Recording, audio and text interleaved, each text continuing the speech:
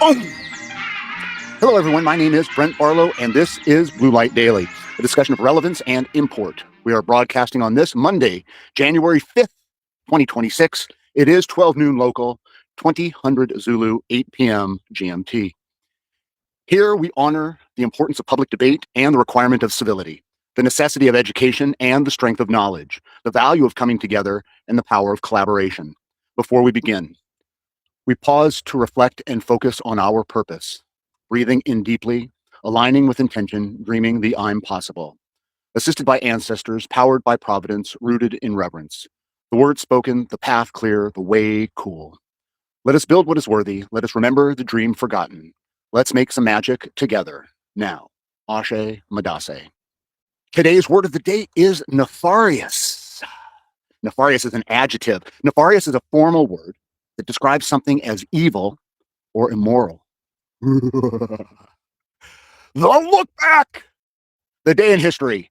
Construction of the iconic Golden Gate Bridge began on January 5th, 1933, starting with the clearing of millions of cubic feet of dirt, marking the start of an ambitious engineering feat that took over 4 years to complete. The Golden Gate Bridge is, of course, a San Francisco landmark. Also, singer and Congressman Sonny Bono died in a skiing accident on January 5th, 1998, after hitting a tree at high speed and suffering massive head injuries. Bono was only 62 years old, and as I recall, it was quite a boom for companies that sold ski helmets after that happened. Everybody started wearing them. Our quote of the day today is from George Washington Carver, renowned American agricultural scientist, inventor, and educator, who was responsible for developing hundreds of products from crops referred to as undesirable, such as peanuts, sweet potatoes, soybeans. He promoted soil health through crop rotation and taught at the Tuskegee Institute for decades. He died on January 5th, 1943. Quote, I love to think of nature as unlimited broadcasting stations through which God speaks to us every day, every hour, and every moment of our lives, if we only tune in and remain so. Ladies and gentlemen, this broadcast is intended to serve as a platform to talk, share, learn, and grow. We are building a community at La Bella Bee, where we act in harmony with nature, tuning in and listening to the universe, seeing opportunity all around, confronting the challenges of the moment, and are coming together to create a world worthy of our children. And so here I speak directly and honestly, sharing a vision for a world secure for generations to come. It's about we, not me. Issues of concern multiply exponentially while being largely ignored across the globe, demanding attention, requiring action. In light of the greed and glut that permeates, the volume of capacity that exists, the promise of further technological inevitabilities, we can either continue accepting the same or we can make different choices and take collective action. And so I offer my take on current conditions and where I think things are headed. One question should be whether I'm being loud enough. Point of personal privilege. There is so much going on. And this is, again, the first Monday of the new year. And you can't stop to just take a breath, turn off whatever news you're consuming at the moment for a moment. I mean, it is head spinning. In the last year, a year ago, the Democrats everyone was questioning Kamala Harris, and Joe had been kicked to the curb, and Democrats were running around like headless chickens. Republicans were coming into power and doing exactly what they promised they'd do. Here in the United States, of course, I'm focusing exclusively on U.S. politics at the moment. And over these 12 months, Donald has executed so much better than round one, a plan effectively accomplishing exactly what it set out to accomplish. And we're sitting here, again, my head's spinning. I don't know about yours. So today, what I was going to do was give you a little preview of the political channel that we've launched. And it's called Shit You Should Know, because there are definitely things going on that blow by so fast that sometimes we don't even recognize it.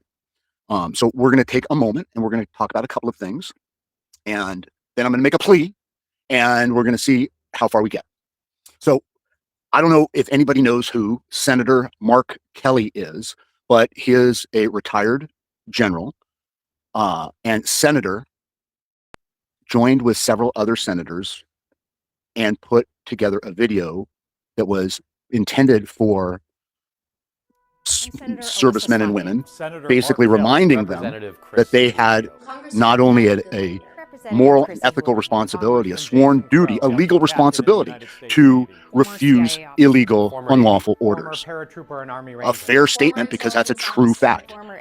A soldier is put in the unenviable position of having to determine at times, especially as things can get a little hairy, whether or not they should take the action they've been ordered to take.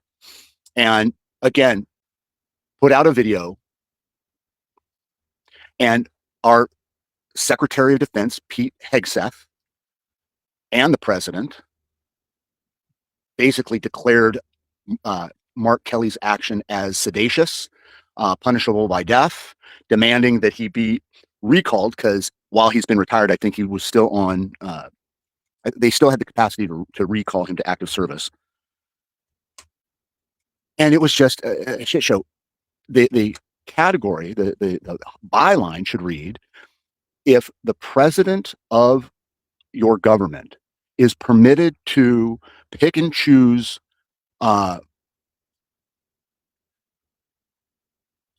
what people have the constitutional right to say and are doing nothing other than exercising that constitutional right. There was no call for sedition. There was no radical call to action. There was simply the true statement that, now the implication, of course, is that Don is throwing you guys under the bus, and you run the risk of being prosecuted after the fact for actions taken in the context of what Hegseth and Don Donald have referred to as, a military operation, or whatever it is.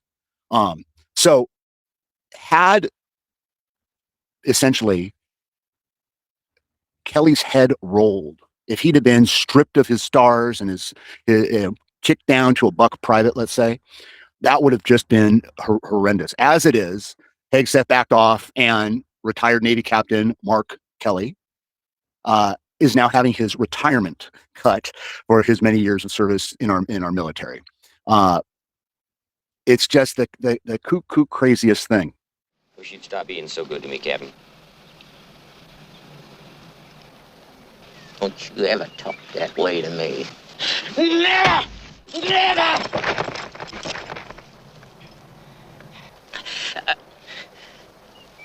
What we've got here is failure to communicate. But it also relates to this remodeling of the White House. And there are things, whether you like it or not, whether you know it or not, that the executive of the United States government has largely unfettered right to constitutional authority act. Now, I'm not going to get into the variables of how judges define words and how their rulings impact you. We'll get to that in a minute. But the executive does have constitutional authority, power, the right to exercise certain decisions. And with regard to the White House, that's kind of one of them. Who's going to be a general and what, that's all falls within the presidential executive authority. But the way that Don Donald attacked the East Wing after promising that it wouldn't be touched, the way that he went after Mark Kelly, the way that he, a point of personal admission, I guess, when Donald Trump was running for president originally, and the interview with Billy Bush came out, where Trump basically said, "You grab him by the crotch and you do whatever you want with him." I thought, no way. But geez, oh Pizzo, it's now been 7, 8 years more, shit, and nothing has changed. And the only real difference between today and then is how raw things have become, how more tender society is, at least in the U.S. as well as around the globe. But we're specifically talking about the U.S. right now. And within that authority, with the advice and consent of the Senate, the executive of the U.S. government has the right to appoint federal judges. Again, there's so much going on. Talk about gerrymandering, talk about prosecutions within the Justice Department, the games that are being played with the economy, the Fed, crypto. The list is long and illustrious. But again, within the authority of the executive is the right to appoint federal judges. And I don't think anybody really understands, and this is something you should know, how weighty and how valuable, important it is that the president gets to select judges. Judges are supposed to be impartial in their rulings. They're supposed to rule even-handedly. Justice is blind. But what these judges are appointed for life. And once they make the first hurdle to the trial bench, they've gone through the process. There are additional approvals as they move up the ladder, but the long and the short of it is that when you control the executive branch and the legislative branch, Senate specifically, that has the right to advise and consent on these appointments, a judge is a lifetime appointment, and the length and of these folks' service, the impact that they can have, you don't need to be too off or far from the news to have heard, Ruth Bader Ginsburg they all struggle at the end, whether they want to retire. Sandra Day O'Connor was the same way. A lot of them try to quietly maneuver so that their position is safe, so the president in power has the ability to appoint, but sometimes they don't play ball, and the balance of power currently for the court is, the Supreme Court is significantly weighted toward a more conservative reading of the Constitution. And just as an example, Roe versus Wade, not going to get into the politics of it.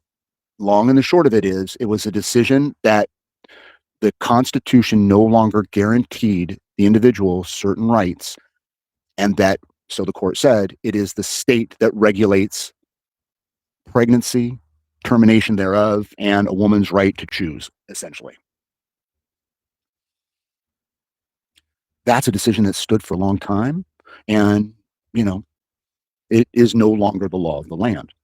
So I don't have the numbers here, but I'll post them, of how many judges have been appointed by presidents over time, what have you. And I specifically want to know what Don Donald's record has been, because I do recall hearing something about him going at a hell of a clip and appointing quite a few judges, and that has an impact. So there are other things that we want to talk about on the political channel, just to touch a few. I mean, I would love to get into the environment. Okay. Today's global bleaching of coral is the worst kind of climate warning we could possibly have. The proliferation of plastics is something that I've already written about, that I feel very strongly about. Overconsumption. We've talked here umpteen times about the concentration of wealth, the conspicuous consumption, the gluttony, and it is all whacked out of balance. And, a personal example, I know a young lady who, she's just barely a teenager, and has medical issues because of the way that she's living. Today, they don't go outside. They've got no manners. They're not taught to be polite. I told you the story. They don't even learn how to spell in school, let alone what words mean. Laying in bed on their phones, eating crap, and they're living their reality. So consumption in the broadest category. But I will say that ours is a collective effort intended to be the counterbalance. But time is of the essence. There is so much to do. Firstly, I just want to make a plea before I sign off. And I will point out the Ronald Reagan Center on Civility and Democracy. I've mentioned them before. That organization, that center within the Ronald Reagan Foundation, is doing great work. The director, Fred Ryan, Phi Alpha fraternity brother, is doing great work there at the Ronald Reagan Presidential Library and the foundation, and everything they're doing on civility and democracy. Now, I mentioned Fred. He is, I don't know if he still is, on the board of governors for the University of Southern California, where we're both alumni. And I told you a couple of weeks ago that I'd had a meeting with some of the young men at USC who are leaders on campus, and we essentially outlined a presentation at Bovard Auditorium. I know it's available. I know they make university facilities available to the students. We've got Fred on the board. We've got the Ronald Reagan Center on Civility and Democracy. USC is a player. There are others within the Los Angeles community. I am begging right now, if you hear this and you have the desire to participate and get involved, know somebody at USC, I'm going to reach out to Fred, but I do want the more the merrier, right? As I've said before, it can be overwhelming, but you care, I care, we care. No one has to do it alone. We help each other. Okay, folks, you get to choose who you are. Never let anyone tell you differently. You get to decide. And in the immortal words of Charles Schultz, it's fun to have fun, but you have got to know how, which is what we aim for around here. To thine own self be true. Opportunity, it lay everywhere, folks. Steal like Picasso. In our community at LaBella we are reclaiming our sovereignty, democratized, decentralized, where aligned individuals collaborate to create a world worthy of our children. Information can be found at labellab.com. It's time to take action, folks. No one will do it for us. If you choose not to decide, you still have made a choice. We are not asking for favor. We are not asking for permission. We are doing it, and you are invited. Thank you for watching. Please like, share, comment, be well. God bless. Peace out.